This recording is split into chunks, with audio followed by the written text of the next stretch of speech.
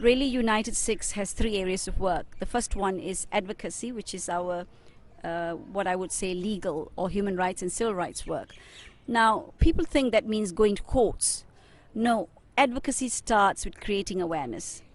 If a Sikh in France has a problem with his dastar, the question is, how much did the Sikhs do about creating awareness about their turban? The same problem is not a problem in Netherlands, because Sikhs have done a wonderful job creating awareness, such that just a week ago or 10 days ago, the Prime Minister of Netherlands issued a letter to the Sikh Sangat saying that the government of Netherlands is very happy to have Sikhs on board, and there are no problems with their wearing of the dastar. But you know that the problems exist in airports. Any of you who have traveled to Italy right now, seems to be Italian flavor of making Sikhs remove their turbans. You know that the UK government initially gave some kind of suspension of the European rules that allow a security officer to do a hand search as a matter of first step as opposed to a final step.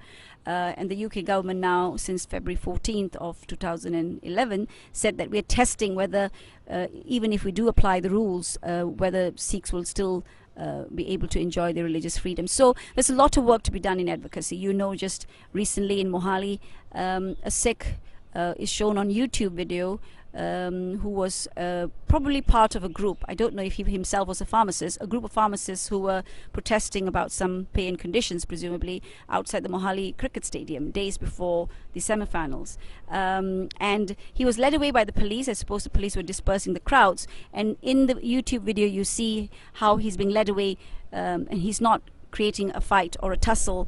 But he tells the police officer, the two police officers attending to him, one was the superintendent, no less, and the other was the SHO, and senior officers were there because Mohali was the scene of a lot of security interest, because the Prime Minister of Pakistan was going to watch that semi-finals. So the young Sikh tells the policeman, "Pagno hath na lai," just 3-5 words, and seconds later the superintendent, who is himself a Sikh and a turban-wearing Sikh, tells the SHO, "Is the pagladi."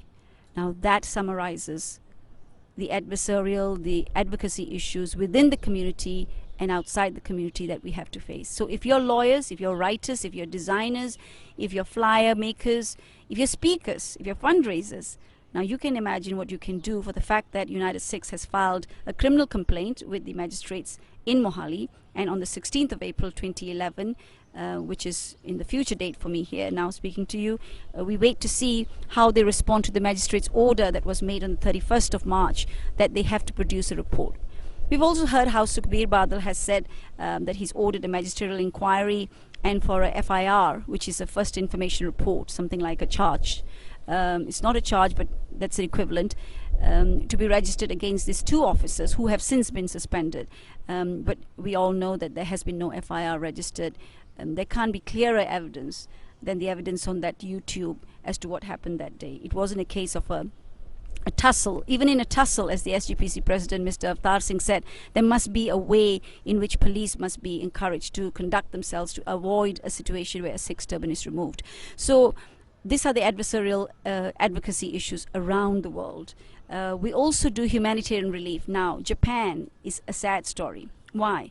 The Japanese are a very proud community. We know that the tradition of harakiri, taking your life in place of, so that you are not suffering indignity, that same community today has been hit by an earthquake that I think we still do not know the impact of.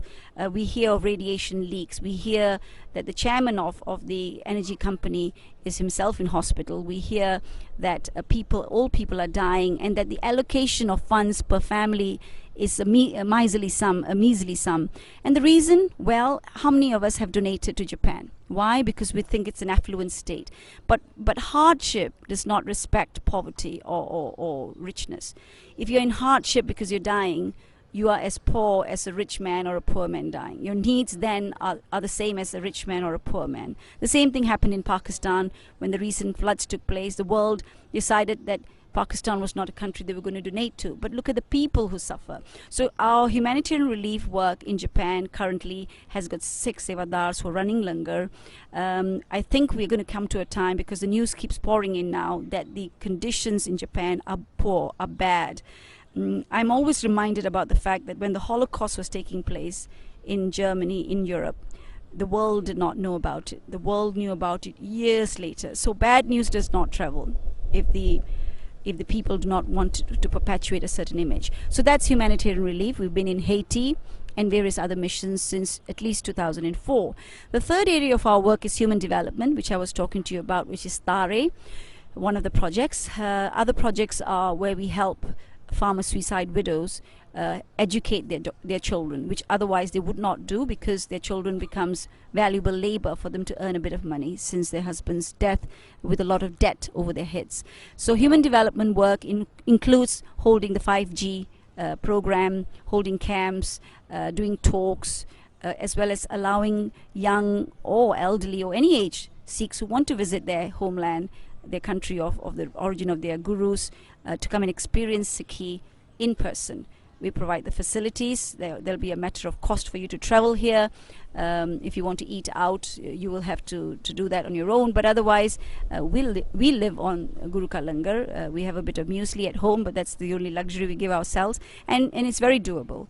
So pick up the phone, pick up the keyboard, and send us an email as to when you can be with us. Remember, bring yourself in all three ways. Man, tan, tan. Come with your mind so that you can change it perhaps.